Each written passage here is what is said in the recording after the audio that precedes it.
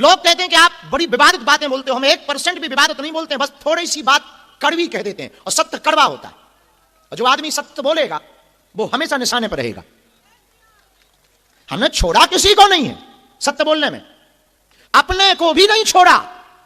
इसीलिए तुम हमारे प्रवचनों को सुनना, हमने कभी भी माया छोड़ने के प्रवचन नहीं सुनाए और माया छोड़ने के प्रवचन हम सुनाते ही नहीं है, क्योंकि हम खुद माया लेकर प्रवचन करते।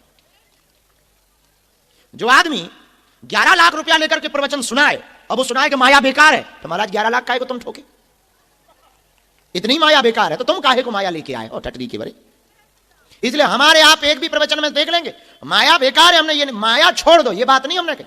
माया पकड़े रहो, माधव को अपना बना लो, माया अपने आप छूट जाएगी। इसलिए हमारे प्रवचनों में माया छोड़ने की बातें बिल्कुल भी नहीं। और हमारे प्रवचनों में उल्टा ये है कि तुम में जितनी दम हो बेटा उतना माया पकड़ो, जितनी दम हो उतना पकड़ो। हमारे ईश्वर में दम होगी, हमारी बातों में दम होगी, तुम्हारे हृदय में भेद करेगा, तुम्हारे हृदय में चुभेगी, तुम्हें अपने आप पता लग जाएगा कि सही क्या है और गलत क्या है। लोगों को लगता है कि हम बहुत विवादित बातें बोलते, बिल्कुल विवादित बातें नहीं बोलते। यह बात सही है कि हम सही बोलते, मुंह पर बोलते, खुद को भी नहीं छोड़ते। एक महात्मा को बहुत बुरा लगा, बहुत अच्छे पहुंचे हुए महात्मा थे, वो सामने बैठे, उस दिन के बाद वो हमें रोज गाली दे रहे हैं यूट्यूब पर, रोज यूट्यूब पर वीडियो पे गाली देते हैं हमें।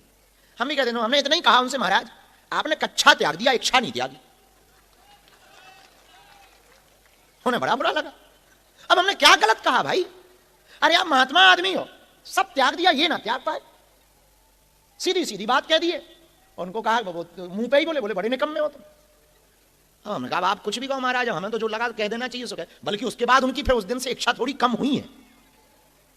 शायद उन्हें हमारी बात सही लगी होगी, वो बहुत तेज लगी उन्हें, बहुत तेज लगी। बाद में तो उन्होंने डिफेंडर बेच दी, डिफेंडर गाड़ी उन्होंने बेच दी, हमें पता लगा।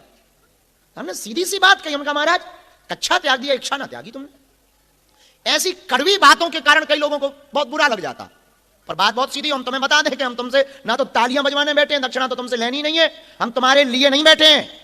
हम सिर्फ इसलिए बैठे हैं कि तुम हलीउल्लाह वालों के चक्कर में ना पड़ जाओ, अपने भी बजरंगबली किसी से कम नहीं है, ये बात समझ जाओ। हम मात्र इसलिए बैठे हैं कि तुम्हें दरबारों में ना भटकना पड़े, तुम्हें तंत्र मंत्र के चक्कर में ना पड़ना पड़े, तुम्हारी आंखों में आंसू ना रहे, तुम्हें हनुमान जी की कृपा प्राप्त मिल जाए, तुम हनुमान जी के चाकर बन जाओ, तुम हनुमान जी के दास बन जाओ, तुम हनुमान जी के पूजक बन जाओ, तुम हनुमान जी की शक्तियों को महसूस कर पाओ। हम मात्र इसलिए दरबार लगाते हैं, और हमारा कोई उद्देश्य नहीं है चमत्कार दिखा। वरना आओ तो बैल कम, ना आओ सो भीड़ कम, और बढ़िया आनंद है। हम अक्सर अपने दरबारों में बोलते हैं, तुम पता नहीं क्यों पागल हो के हमारी सुनते नहीं। हम अक्सर अपने दरबार में बोलते हैं कि तुम हमारे पिंड छोड़ो भाई, हमारा पीछा छोड़ो यारो, अभी भी मौका है, धीरे से खिसक लो, काय को